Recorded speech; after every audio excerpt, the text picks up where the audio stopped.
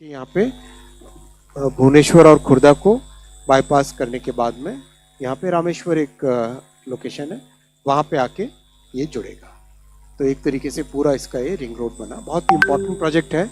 और प्रधानमंत्री जी का जो पूर्वोदय का विजन है कि पूर्वी भारत में अवस्थित हमारे जितने राज्य हैं उन सब के डेवलपमेंट के, उनके विकास के लिए लगातार जो प्रयासरत हमारे प्रधानमंत्री जी रहते हैं, उसी विजन का ये प्रोजेक्ट भी एक हिस्सा है। बहुत इम्पोर्टेंट प्रोजेक्ट है और हाईली मॉडर्न तरीके से बनाया जाएगा।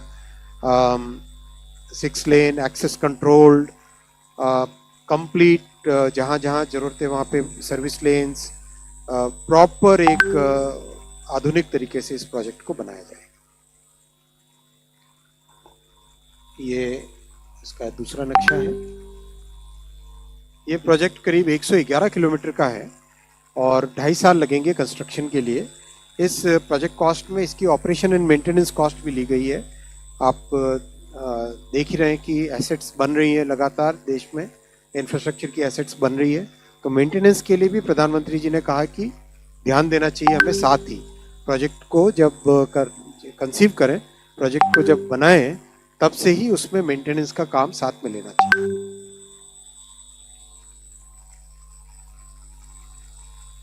ओवरऑल साथियों, हमारे देश की नींव को मजबूत बनने के लिए, विकसित भारत की नींव रखने के लिए और हमारे मिडिल क्लासेस और युवाओं के लिए नई अपॉर्चुनिटीज क्रिएट करने के लिए आपने देखा इस ऐतिहासिक तीसरी टर्म में प्रधानमंत्री जी ने करीब 10,74,000 करोड़ रुपए के इंफ्रास्ट्रक्चर प्रोजेक्ट्स अप्रूव करवाए हैं। और ये आप ध्यान दीजिए इसमें थोड़ा सा कि जब कोविड के बाद में सारी दुनिया ने एक कंजम्पशन बेस्ड सॉल्यूशन ढूंढा, वहां प्रधानमंत्री जी ने इन्वेस्टमेंट बेस्ड सॉल्यूशन देखा। इस इन्वेस्टमेंट बेस्ड सॉल्यूशन के कारण आज जहां विश्व में एक अनिश्चितता है, वहां भारत में एक हाई ग्रोथ और 18 साल के बाद में भारत की जो सॉवरेन रेटिंग है वो इम्प्रूव हुई है, आगे बढ़ी है, अपग्रेड हुई है। और आप देखिए भारत की अर्थव्यवस्था कितनी लाइव और कितनी एजाइल है, कितनी आगे बढ़ रही है, ये इसका सबूत है। और इसके पीछे इंफ्रास्ट्रक्चर, इन्वेस्टमेंट, रिफॉर्म्स, हर सेक्टर का ध्यान देना, किसानों के लिए हित में काम करना, सेफ्टी नेट बनाना, एक कॉम्प्रिहेंसिव इकोनॉमिक पॉलिसी प्रधानमंत्री जी ने रखी, जिसके कारण आज भारत दुनिया में एक ब्राइट स्पॉट की तरह उभर रहा है। मैं यहीं पे रुकूंगा और आपके प्रश्न। नमस्कार, आप प्रश्न पूछ सकते हैं और प्रश्न पूछने के पहले अपना और नाम और अपने संस्थान का परिचय दें। 238 पहले, फिर 4 नंबर आप। सर मैं तरुण हूँ। हेलो सर, मैं तरुण हूँ जी बिजनेस से। सर जो अभी कोटा का अभी हाल का जो एयरपोर्ट था सर, उसी को क्यों नहीं अपग्रेड कर दिया गया, मतलब ग्रीन फील्ड पे, क्योंकि वो बनाना, क्योंकि काफ़ी लंबे समय से सर उसकी डिमांड थी सर, इसलिए। एरिया चाहिए, काफ़ी स्ट्रॉन्ग एरिया चाहिए और लंबा रनवे चाहिए।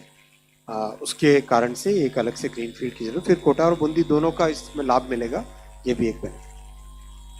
दुनिया में अगर आप देखोगे करीब करीब हर शहर में, आप यूएस के पूरा अगर देखें, यूरोप में भी देखें, जापान में भी देखें, करीब करीब हर बड़े शहर में, जो शहर ग्रोइंग सिटीज़ हैं, उसमें ग्रीनफील्ड एयरपोर्ट थोड़ा शहर से दूर वैसा बनाने का, जिससे कि आप कैपेसिटी बढ़ा सको। और सबसे बड़ी बात है लॉन्ग रनवे 3.2 किलोमीटर्स का जो इसमें रखा है वो बहुत इंपॉर्टेंट है, बड़े प्लेन भी उसमें आ सकते हैं। सेकेंड रो में 4। This is Sanjeev Chopra from PTI. This Kota airport, the new greenfield airport, how far is it from the city, and whether the existing airport, which is very small as you said, only small aircraft can enter there. So will this exist in the near future, or finally, or will this be discarded in the times to come?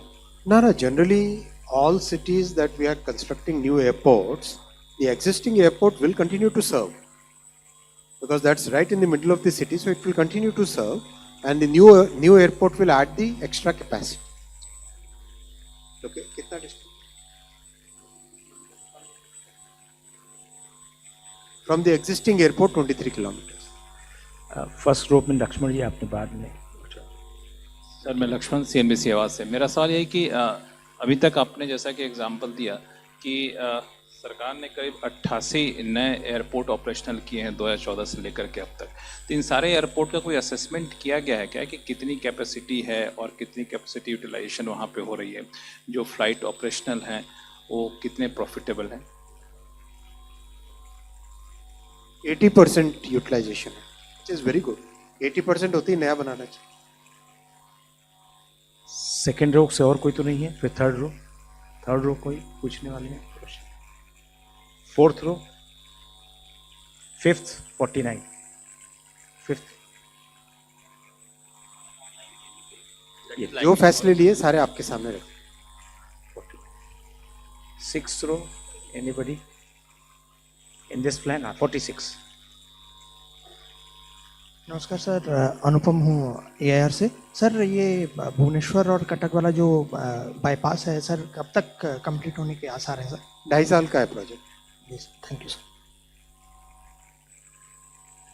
Okay, anybody else on this plan? Then central Anita ji, हाँ पूछिए।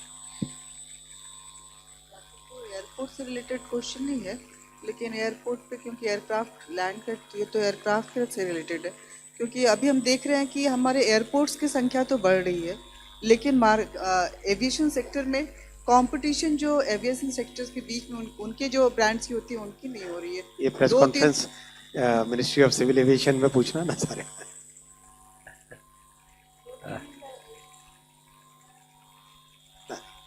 अपने को focus रखो। Then right side में 166, third row. Sir, we need to have some clarity regarding the online betting app regulations which will be in place. जो cabinet में आज decision लिए गए हैं वो सारे आपके सामने रखिए। नेक्स्ट, अपना परिचय जरूर दे दें। Sir Sameer Dixit ET Now से। जो कोटा वाला एयरपोर्ट है, इसमें क्या फर्दर एक्सपेंशन का स्कोप लेकर के चल रहे हैं? पहला। दूसरा, जो अभी लैंड हैंडओवर किया है AAI को, क्या उसके अतिरिक्त और लैंड हैंडओवर करेगी स्टेट गवर्नमेंट? ऐसा कोई अभी बातचीत है? और जो इन्वेस्टमेंट है 1507 करोड़ का, इसमें स्टेट गवर्नमेंट भी क्या अपनी तरफ से कुछ निवेश करेगी? स्टेट का कुछ एक्सपेंशन, अभी लैंड उनका कंट्रीब्यूशन है, राज्य सरकार का लैंड कंट्रीब्यूशन है और फ्री ऑफ कॉस्ट भी है, और ये